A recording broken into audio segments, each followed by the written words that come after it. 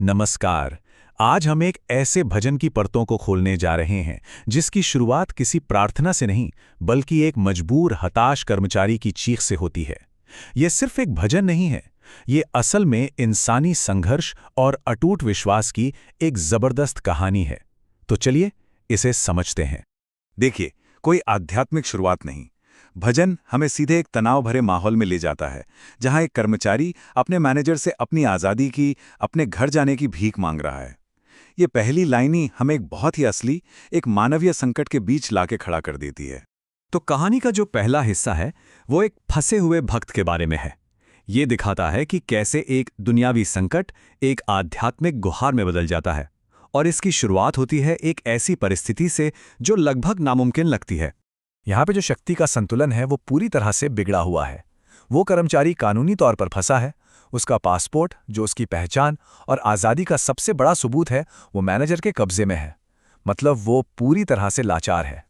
और बात सिर्फ कॉन्ट्रैक्ट तोड़ने की नहीं है, ये तो एक गहरा अन्याय है।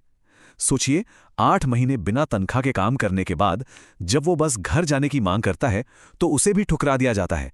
इस पल में उसकी जो हताशा होगी वो हम समझ सकते हैं।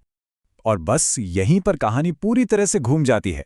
जब दुनिया के सारे मालिक सारे रास्ते उसे निराश कर देते हैं, तब वो अपनी नज़र ऊपर उठाता है। ये वो पल है जब वो दुनिया के मालिक को छोड़कर उस एक असली मालिक को अपना सब कुछ मान लेता है। और इसी गहरी निराशा से जन्म लेती है शाम से एक पुकार।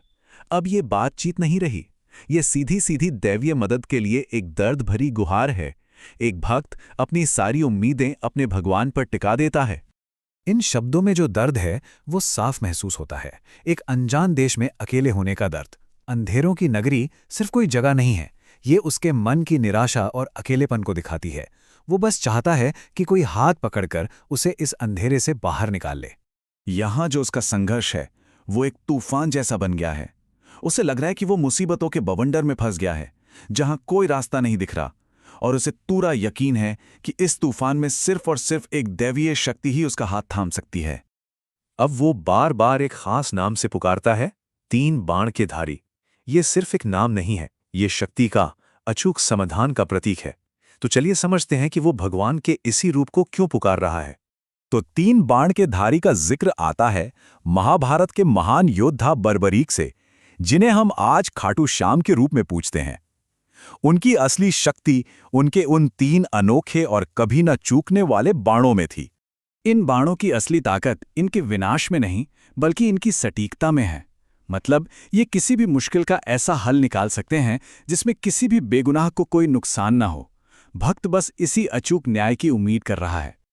और ये लाइन हमें बर्बरी के उस सबसे बड़े बलिदान की याद दिलाती है जब उन्होंने महाभारत युद्ध से पहले अपना शीश भगवान कृष्ण को दान में दे दिया था। ये दिखाता है कि भक्त सिर्फ एक शक्तिशाली योद्धा को नहीं बल्कि उस महान दानी को पुकार रहा है जो खुद सबसे बड़ा बलिदान दे चुका है। अब हम भजन के आखिरी और सबसे अहम हिस्से पर आते हैं। यहाँ भक्त के अपने विश्वास की सीधी टक्कर दुनिया के शक से होती है। ये भजन का, कह सकते हैं, इमोशनल पीक है। असली लड़ाई अब भारी हालातों से नहीं बल्कि अंदर के विश्वास से है। एक तरफ दुनिया है जो कह रही है कि कुछ नहीं होगा, मदद नहीं आएगी, और दूसरी तरफ है उस भक्त का पक्का यकीन जो जानता है कि उसका भगवान उसे अकेला छोड़ ही नहीं सकता। तो अंत में ये भजन सिर्फ एक प्रार्थना नहीं रह जाता, ये एक घोषणा बन जाता है। ये इस बात का ऐलान है कि सच्चा विश्वास किसी बाहरी सबूत का मोहताज नहीं होता, वो तो भक्त का अपना अटूट और अडिग सच होता है। और ये भजन हमें इसी गहरे सवाल के साथ छोड़ जाता है। जब हर दरवाज़ा बंद दिखे, कोई उम्मीद की किरण ना हो, उस वक्त विश्वास के असली मायने क्या होते हैं, उसकी असली ताकत क्या होती है।